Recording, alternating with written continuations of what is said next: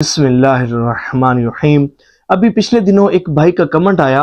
वो कहते हैं कि मैंने सबसे अफजल दुरूद पाक यानी कि दुरूद इब्राहिमी 4 लाख मर्तबा पढ़ लिया है, लेकिन फिर भी दुरूद पाक पढ़ता हूँ। दुरूद पाक पढ़ते हुए लज्जत महसूस नहीं होती, मज़ा नहीं आता, एक कैफियत नहीं बनती, लुत्फ़ व सुरूर के साथ और बड़ी एक कैफियत के साथ मेरा दुरूद पाक नहीं पढ़ा जाता। इसकी वजह क्या है?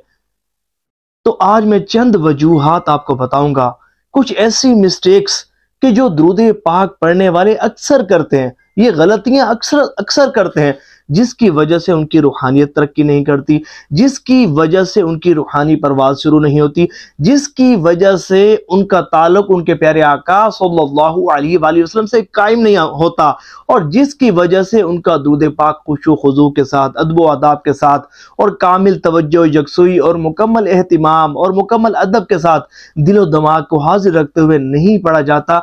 अगर आप इन गलतियों को दूर कर लेना जो मैं आपको बताने लगा हूं, तो यकीन माने आपका भी दुरूद पाक उस तरह पढ़ा जाएगा कि जिस तरह बुजुर्गान दीन रहीमहुमुल्लाहुल मुबीन पढ़ा करते थे, और फिर आपको भी दुरूद पाक पढ़ने की वो बरकत आपको मिलेगी कि जो बुजुर्गान दीन रहीमहुमुल्लाहुल मुबीन को मिला करती थी। अब आपने इस वीडियो को तवज्जो के साथ और मुकम्मल देखना है, बगैर स्किप किए देखना है। अल्लाह ने चाहा ना तो बहुत फायदा होगा। एक मरतबा टिक कर इस वीडियो को देख लीजिए, सारी जिंदगी अल्लाह ने चाहा तो आपका दुरूद पाक दुरुस्त तरीके के साथ पढ़ा जाएगा। सबसे पहली गलती जो दुरूद पाक पढ़ने वाले करते हैं वो ये कि इधर गुनाह भी कर रहे हैं, अल्लाह की नाफरमानी भी कर रहे हैं, अपनी आंखों को हराम से पूर भी कर रहे हैं, और वो चीजें देख रहे हैं कि जिनको देखने से अल्लाह उसके रसूल सल्लल्लाहु अलैहि वसल्लम ने मना किया है, और इसके बावजूद भी वो कहते हैं कि हमें दुरूद पाक पढ़ते हुए लज्जत महसूस हो, कैफियत बने, खुशू खुजू के साथ दुरूद पाक पढ़ा जाए। तो जनाब अली ऐसा मुमकिन ही नहीं है।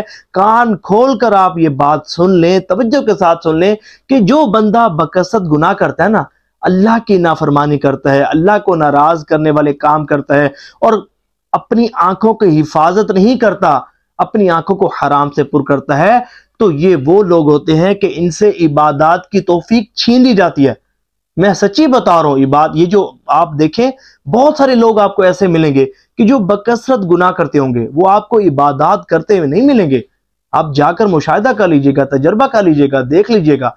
जो बंदे बकसरत गुनाह करते हैं ना, इबादत से दूर कर दिए जाते हैं, और इबादत का खुशू खुजू ये तो बड़ी दूर की बात है। इबादत के खुशू खुजू तो मिलना बड़ी दूर की बात है।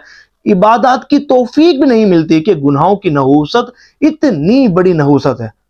और फिर ये देखें कि इधर बंदा गुनाह करे, और गुनाह करने के बाद बंदा कहे कि मैं दुरूद पाक पढ़ूं, और दुरूद पाक पढ़ते हुए मुझे लज्जत भी महसूस हो, कैफियत भी बने। तो जनाब ऐसा मुमकिन नहीं है। ये तो आप अल्लाह का शुक्र अदा करें कि उसने आपसे दुरूद पाक पढ़ने की तौफीक नहीं छीनी। ये मुस्तफ़ा जान रहमत सल्लल्लाहु अलैहि वसल्लम की आप पर करम नवाजी है कि आप फिर भी दुरूद पाक पढ़ रहे हैं। और एक बात याद रखिएगा कि बरोज़ क़यामत इंसान के हर उज़्व से सवाल किया जाएगा। वो हदीस मुबारक आपने सुनी होगी कि बरोज़ क़यामत एक बंदे को अल्लाह की बारगाह में पेश किया जाएगा, उसे उसके हाथ में उसका नामा अमाल दिया जाएगा, तो वो अपने नामा अमाल में बकसरत गुनाह पाएगा। तो वो अल्लाह की बारगाह में अर्ज करेगा, मौला मैंने तो ये गुनाह किए ही नहीं है। तो अल्लाह ताला फरमाएगा, हमारे पास इसके गवाह भी मौजूद हैं। तो वो शख्स इधर उधर देखेगा, किसी गवाह को नहीं पाएगा। तो वो पूछेगा, कहाँ है गवाह? तो अल्लाह तबारक व तआला उसके आज़ा को गवाही देने का हुक्म इरशाद फरमाएगा। उसके कान गवाही देंगे, हाँ हमने हराम सुना था। उसकी आंखें गवाही देंगी, हाँ हमने हराम देखा था। उसकी जबान गवाही देगी, ये मेरे जरिए झूठ बोला करता था, ये मेरे जरिए धोखा दिया करता था, ये मेरे जरिए फला फला गुनाह किया करता था, वालिदैन को नाराज किया करता था, मुसलमानों को तकलीफ पहुंचाया करता था। हाथ गवाही देंगे, हाँ कि हम हराम की तरफ बढ़े थे। टांगे गवाही देंगी कि हम हराम की तरफ बढ़ेंगे, तो फिर उस शख्स को जहन्नुम की तरफ भेजे जाने का अल्लाह ताला हुक्म इरशाद फरमा देगा। अब तसव्वुर करें कि अगर अल्लाह ना करे कि गुनाह करते करते करते करते हम कब्र में उतर गए और हमारे मुतल्लिक भी जहन्नुम में डाले जाने का हुक्म हो गया, तो मुझे ये बताएं हमारा क्या बनेगा। और रिवायत में यहां तक आता है कि बरोज़ क़यामत बद निगाही करने वालों की आंखों में आग की सलाइयां फेरी जाएंगी। थोड़ा सा मट्टी या रेत का जरा भी आंख में चला जाए ना, बर्दाश्त नहीं होता। जब रोज़े क़यामत जहन्नुम की आग के اللہ کے عذابات کا کروڑواں حصہ بھی کوئی برداشت نہیں کر سکتا۔ اب جہنم کی آگ والی سلائیاں جب بندے کی آنکھوں میں پھیری جائیں گی تو مجھے بتائیں اس بندے کا کیا بنے گا۔ سچی پکی ابھی ہاتھوں ہاتھ سچی پکی توبہ کریں۔ اگر آپ اپنے ساتھ مخلص ہیں نا، اگر آپ اللہ کے نیک بندے بننا چاہتے ہیں، اگر آپ چاہتے ہیں کہ آپ کو بکثرت عبادات کی توفیق بھی ملے اللہ تعالیٰ آپ کو اپنے پسندیدہ، برگزیدہ، ہدایت یافتہ اور نیک بندوں میں شامل فرما لے، اور آپ کو عبادات کی توفیق کے ساتھ ساتھ عبادت کی لذت، عبادت کا خشوع و خضوع بھی نصیب ہونا، سچی پکی توبہ کریں ہاتھ یا اللہ سچی توبہ کرتا ہوں، آئندہ تجھے ناراض کرنے والا کوئی کام نہیں کروں گا، میں گناہ نہیں کروں گا، اپنی آنکھوں کی حفاظت کروں گا۔ پھر آپ درود پاک پڑھ کے دیکھیں، پھر دیکھیں کتنا مزہ آتا ہے۔ اور یاد رکھیے گا کہ عبادت کا جو پہلا اصول ہے وہ یہی ہے کہ گناہوں سے سچی پکی توبہ کی جائے۔ آپ درود پاک پڑھنے بیٹھ رہے ہیں، پہلے گناہوں سے سچی پکی توبہ کریں، یا اللہ مجھے معاف فرما دے، استغفر اللہ، یا اللہ میں مغفرت طلب کرتا ہوں، میں گناہگار ہوں، بھٹک گیا تھا، معاف فرما دے، آئندہ تیری نافرمانی نہیں کروں گا۔ سچے دل سے استغفار کریں، پھر درود پاک پڑھیں، پھر دیکھیں آپ کو لطف کیسا آتا ہے، پھر دیکھیں آپ کو مزہ کیسا آتا ہے۔ جو لوگ اپنی آنکھوں کی حفاظت کرتے ہیں نا، انہیں عبادت کا وہ خشوع خضوع نصیب ہوتا ہے کہ عام آدمی اس کا تصور بھی نہیں کر سکتا، کیونکہ حضور صلی اللہ علیہ وآلہ وسلم نے ارشاد فرمایا کہ جس کی نظر کسی عورت کے حسن و جمال پر پڑی اور اس نے اپنی نظریں پھیر لیں تو اللہ تعالیٰ اسے عبادت کی لذت عطا فرمائے گا۔ آپ اپنی نگاہوں کی حفاظت کر کے تو دیکھیں، پھر نماز پڑھیں گے، نماز پڑھتے ہوئے کیفیت بنے گی، تلاوت قرآن کریم کریں گے، بہترین طریقے سے تلاوت کی جائے گی، درود پاک پڑھیں گے، وہ کیفیت بنے گی کہ جس کا آپ اندازہ بھی نہیں کر سکتے۔ تو یہ پہلی مسٹیک تھی کہ جو درود پاک پڑھنے والے اکثر کرتے ہیں۔ اچھا، دوسری بڑی مسٹیک جو درود پاک پڑھنے والے کرتے ہیں وہ یہ کہ درود پاک پڑھیں گے، حضور کو تصور میں نہیں لائیں گے، حضور کی محبت کے بغیر درود پاک پڑھیں گے، حضور کا تصور قائم کیے بغیر درود پاک پڑھیں گے۔ درود پاک پڑھ رہے ہیں، نہ کوئی خشوع خضوع، نہ کوئی کیفیت، نہ کوئی تصور، بس درود پاک پڑھ رہے ہیں، کاؤنٹر تسبیح پر کلک ہو رہا ہے اور زبان ہل رہی ہے، درود پاک پڑھ رہی ہے بس۔ دیکھیں یہ اس طرح پڑھنا ٹھیک ہے، قبول ہے، ثواب ملتا ہے، لیکن بات یہ ہے کہ آپ اگر چاہتے ہیں نا کہ حضور نبی پاک علیہ السلام کی توجہ آپ کو نصیب ہو، حضور نبی پاک علیہ السلام کا قرب آپ کو نصیب ہو، تو جن کی توجہ حاصل کرنے کے لیے آپ درود پاک پڑھ رہے ہیں، جن کا قرب خاص حاصل کرنے کے لیے آپ درود پاک پڑھ رہے ہیں، تو مجھے یہ بتائیں جب آپ ان کو تصور میں ہی نہیں لائیں گے تو کیسے ان کی توجہ آپ کو نصیب ہوگی، کیسے پھر ان کا قرب خاص آپ کو نصیب ہوگا؟ دیکھیں یہ درست طریقہ نہیں ہے کہ آپ درود پاک پڑھ رہے ہیں، زبان درود پاک پڑھی ہے، دل کہیں اور ہے، دماغ کہیں اور ہے۔ یہ جو بارگاہ ہے یہاں کوانٹٹی سے زیادہ کوالٹی دیکھی جاتی ہے۔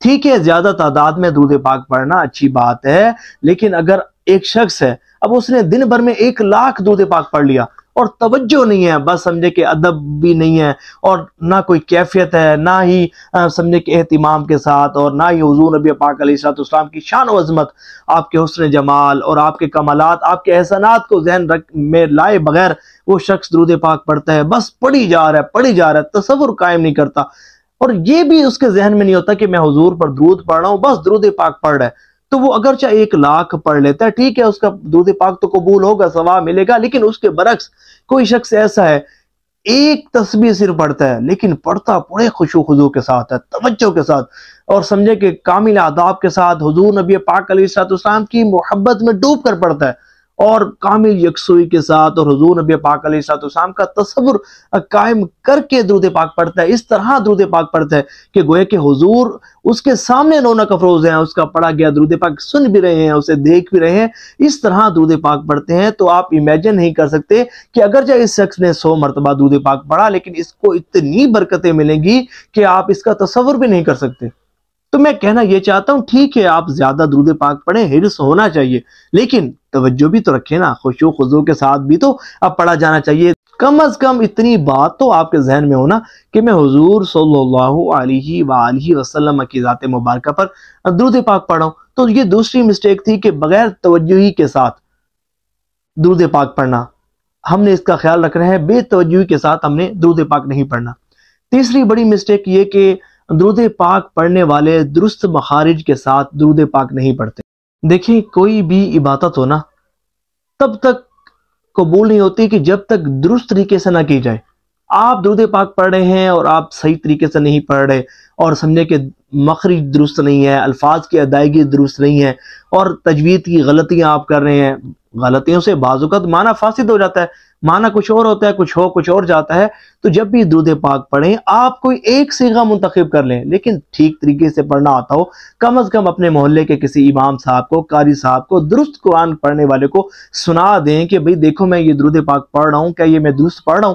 شرم نہ کریں، آپ شرم نہ کریں، آپ سنائیں۔ اگر وہ کہیں غلط پڑھ رہے ہیں آپ تو کوئی نہیں، آپ اسے کہیں جی مجھے سکھا دیں، بیٹھیں پڑھیں، ریسائٹ کریں، درست کریں، یہاں تک کہ آپ کو درست پڑھنا آ جائے۔ پھر جب آپ درود پاک پڑھیں گے تو درود پاک جب درست پڑھا جائے گا نا تو اس کا مزہ ہی کچھ اور ہوگا، اس درود پاک کو پڑھتے ہوئے آپ کی کیفیت بھی بنے گی۔